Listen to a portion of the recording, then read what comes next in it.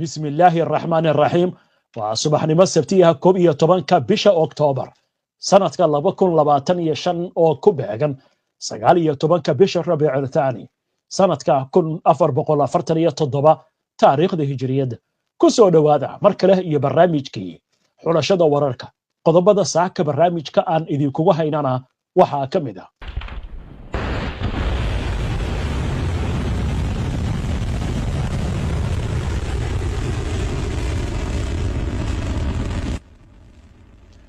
madaxweynaha Ruushka Vladimir Putin oo shaaciyay in hub cusub dhawaan lagu kordhin doono awoodda ciidanka dalkiisa isla markaasna diyaar u yahay in uu tijaabiyo hubka nuclearka hogaamiyaha sare ee Iran oo ka qaaday xadidaadii masaafada ay gaari karaan gantaalada dalkiisa oo farsameeyo madaxweyne Erdogan oo isna sheegay in Turkiga uu qaadan doono kaalin kormeer oo la xiriirta hirgelinta heshiiska xabad joojinta Suuriyada Gaza hubka iska cabinta Falastiiniyiinta oo lagu tilmaamay halista ugu weyn ee la xiriirta guusha hindisaha Donald Trump ee Gaza ururada iska cabinta ayaa sidoo kale si cad u diiday in shisheeye uu maamulo Suuriyada Gaza Trump oo Israa'iil tagi doona isla markaasna isku diyaarinaya in uu la kulmo la haystayaasha lagu wado in laga sii daayo marayka Gaza laakiin maxay tahay goobta cabsi amni darteed uusan u booqan doonin oo kamid ah Israa'iil barnaamijka ayaan idinku haynaa in ka badan 200 oo kun oo shicib Falastiiniin ah oo shalay oo Jimcaha oo kaliya dib ugu soo laabtay goobaha ay ka baxeen ciidanka Israa'iil ee jiida Gaza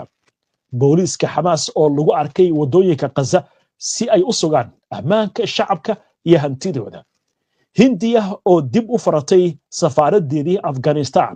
iyadoo isha ku haysa dariskeeda dhammaan wararkan iyo qodobo kale oo faahfaahsan iyo wixii warah ee soo kordha intaynu hawada ku jirno ayaan idinku soo gudbinaynaa barnaamijka xulashada wararka internet plus waa adeeg ay macaamiishu ka heli karaan internet fiber ah oo xawaarihiisu yahay 20 megabytes per second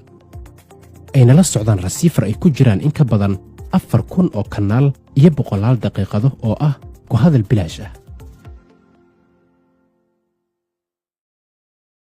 soo dhawaada mar kale daawadayaal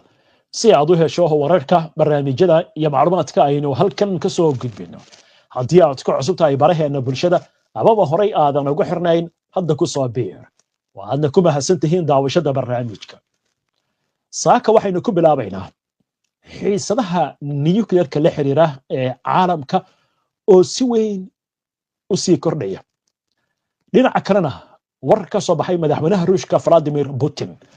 ayaa waxa uu ku sheegay in dalkiisu uu hadda ku hawlan yahay soo saarista hub istiraatiiji ah isla markaas laga yaabo in dhawaan uu ku dhawaaqo hub cusub oo lagu dari doono kaydka nuclearka ee dalka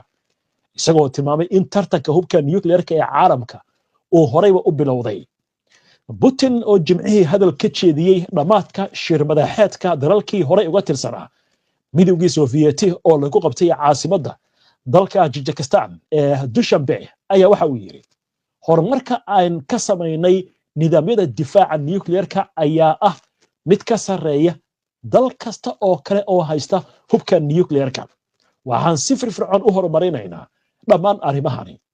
Putin faahfaahin kama uusan bixin hubka cusub ee uu tixraacay mar la weydiiyay in Moscow ay diyaar u tahay tijaabinta hubka nuclearka haddii Mareykanka sidaasi uu sameeyo madaxweynaha Ruushka ayaa waxa uu ka shaqeeyay in qaar ka mid ah dalalku ay ka fakarayaan tijaabinta hubka nuclearka isla markaasna dalkiisu isna uu diyaar u yahay haddii loo baahdo Putin waxa intaasi ku daray inaysan ahayn wax weyn haddii Mareykanka uusan dib u cusboonaysiin heshiiska xakamaynta hubka nuclearka ee magaciisa loo soo gaabiyo START ama START kaas oo jiritaankiisa u dhacayo sanadka fooda inagu soo haya ee 2026 madaxweynaha Mareykanka Donald Trump ayaa dhawaan waxa uu xaqiijiyay in uu diyaar u yahay ilaalinta heshiiska u dhaxeeya Washington iyo Moscow kadib markii Putin uu soo jeediyay in hal sano lagu kordhiyo muddada jiritaanka heshiiskaasi heshiiskan waxa ujeedadiisu ay tahay in la xakameeyo faafitaanka hubka weerarka nuclearka ee labada dal iyadoo lagu heshiiyey in tirada dal walba uu yeelanayo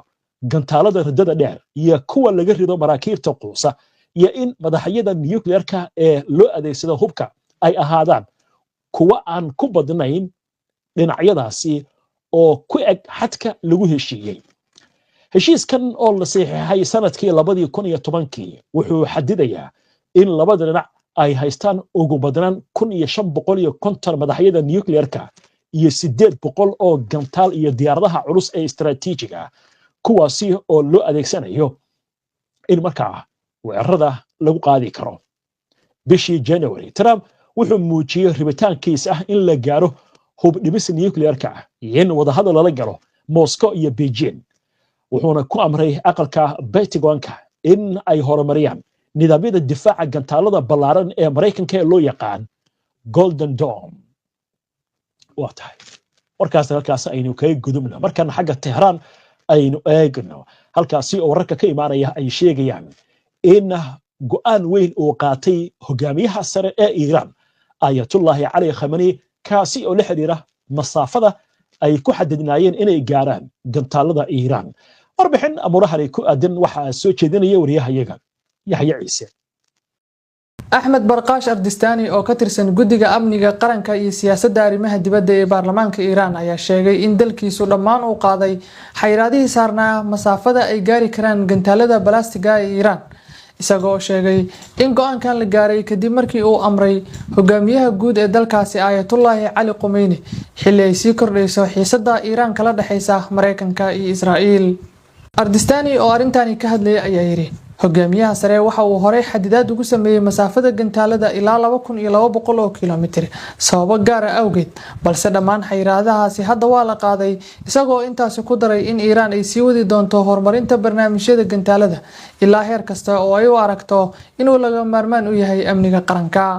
مسؤولkan reer Iran ayaa carabka ku adkeeyay in Tehran aysan aqbali doonin wax xadidaad ah oo lagu sameeyo awoodeeda gantaalada maadaama ay tahay tiirka ugu muhiimsan ee difaaca Iran isagoo intaas ku daray in Iran maanta ay tahay awoodda afraad dunida dhinaca gantaalada marka laga hadlayo wadahadalada la leeyahay Mareykanka Ardistani waxa uu sheegay in dalkiisu uusan bilaabi doonin wax wada hadal ah 6 bilood ee soo socota isagoo sheegay in haddii dawladdu ay maareyso xaaladaha dhaqaale oo ay xakamayso mudaharaadayaasha gudaha reer galbeedku ay ku qasbanaan doonaan inay soo jeediyaan dalab wada hadal mar kale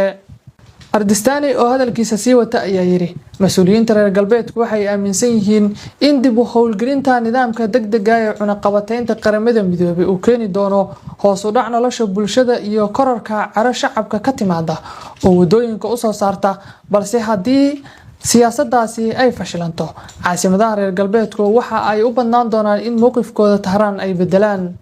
xildhibaanka Iiraaniga ayaa tilmaamay in shuruudaha ay Washington ku xirtay dib u bilaabida wada hadallada ay yihiin kuwa aan la aqbali karin isagoo sharaxay in dalabka Mareykanku uu ka mid yahay joojinta naaxinta uraniumta xadidida barnaamijka gantaalada joojinta taageerada kooxaha u janjeera Iran ee gobolka iyo wada hadallo toos ah oo dhexmara Mareykanka iyo Iran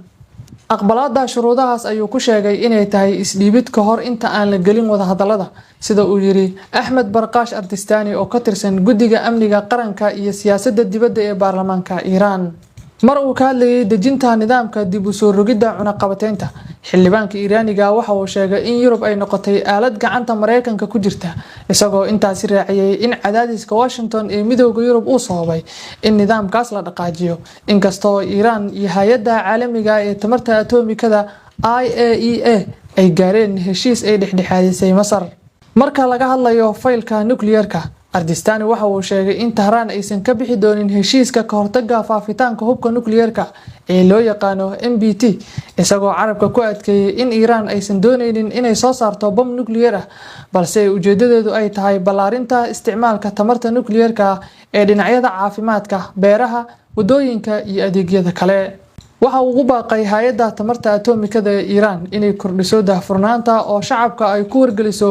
guulaha nuclearka si bulshadu ay u fahanto in howlahaasi aysan ahayn oo kaliya mid ciidan balse ay si toos ah u saameyn karaan noloshooda maalinlaha ah marka laga hadlayo xiisadda Israa'iil xildhibaanka Iiraaniga waxa uu sheegay in suurtagalnimada dagaal cusub oo ka qarxa labada dhinac uu yahay mid hooseeya isagoo xusay in jawaabtii Iiraan ee dagaalkii 12 maalmood socday ay ahayd jawaab cad oo la siiyay Israa'iil inkastoo Iiraan qasaare ay kala kulantay waxa uu raaciyay jawaabta gantaalada Iiraan waxay dhaawac weyn gaarsiiyeen nidaamka difaaca cirka ee Israa'iil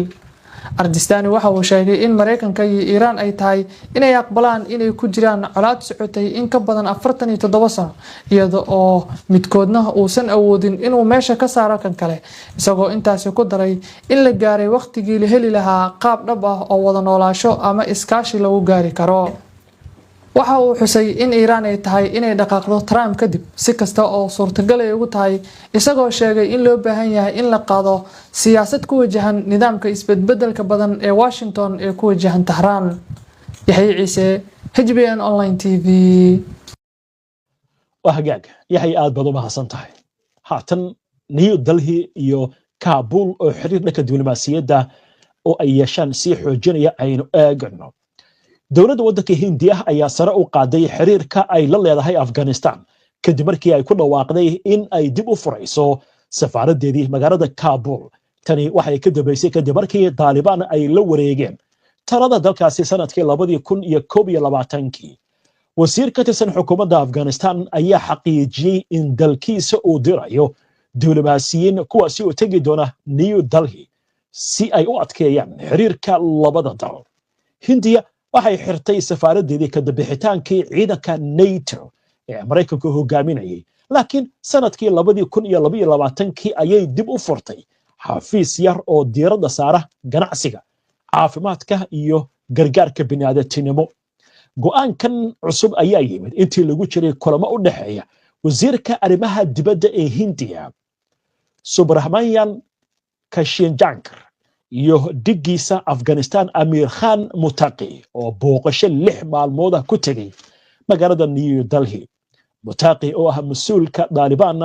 ee dhawaan booqday Hindiya markii ugu horeysay tan iyo 2021 ayaa sheegay in xafiiska farsamada ee Hindiya ee Kabul loo bedeli doono safaarada buuxda isla markaasna diblomaasiyiin Afghanistan ay tagi doonaan Hindiya ujeedaduna waxay tahay buu yiri in xiriirka labada dal dib lagu soo celiyo heer caadi ah falanqayaal ayaa sheegaya in tilabadani ay muujinayso dib u eegis istiraatiiji ah oo labada dhinac ay ku sameynayaan xiriirkooda maadaama Hindiya ay ka walaacsan tahay saameynta sii kordhaysa ee Shiinaha iyo Pakistan ee Afghanistan labada wasiir ayaa carabka ku adkeeyay in xiriirkoodan cusub uu ku saleysnaan doono iskaashi amni iyo horumar gobolka oo dhan ku aadan tahay qodobkaas halkaas aynu kaga gudubno waxaan u gudbaynaa wararkii ugu dambeeyay ee Gaza xaaladdu sida ay tahay Israa'iil isku diyaarinaysa in loo soo daayo maxaabiista laakiin Hamas waxay leedahay maxaabiista lagu heshiiyay Falastiiniyiinta kuma jiraan liiska Israa'iil ay soo gudbisay waxaan kaloo eegi doonaa war ku saabsan booliiska Hamas oo lagu arkay wadooyinka Jidda Gaza Hamas oo war ka soo saartay arrimaha la xiriira hubka iska caabinta wararkaasi iyo qodobo kale intaan u gudbin aynu ku hakanno qadar xayisiina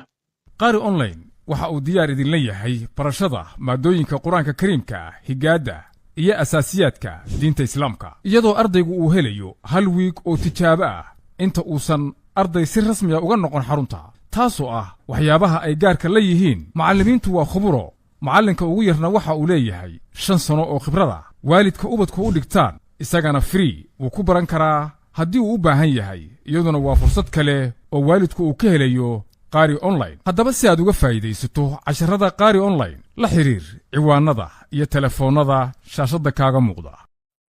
ku soo dhawow xarunta caafimaadka ee Private Walk in Clinic Private Walk in Clinic waa xarun caafimaad oo ay ka howlgalaan dhakhaatiir khubaro ah oo isugu jira Soomaali iyo ajnabi oo rag iyo dumar bale xaruntu waxay dib u habayn iyo casriyeyn ku samaysay dhammaan adeegyada caafimaad ee ay bixiso xaruntu waxay furan tahay 7 maalmood ee isbuuca ballantana si fudud ayaad u qabsan kartaa adigoo isticmaalaya telefoon fariin qoraal ah ama online waana heli kartaa ballan dhakhtar isla maalintaas xarunta Private Walk in Clinic waxa ay ku taallaa galbeedka magaalada London xaafadda caanka ee Shafar Bush wixii faahfaahina kala xiriir lambarada emailka iyo baraha bulshada shaashada kaaga muuqda soo gudbinta barnaamijkan waxaa gacan ka geysatay shirkadda xawaaladda ee Safari Remit oo ah shirkad xawaaladeed oo fadhigeedu yahay dalka UK. si aad u hesho faahfaahin dheeraada una adeegsato adeegga Safari Remit, booqo website-ka shirkadda www.safariremit.com. soo dhawaada mar kale daawadayaal si aad u hesho wararka barnaamijyada iyo macluumaadka aynu halkan ka soo gudbino haddii aad ku cusub tahay baraheena bulshada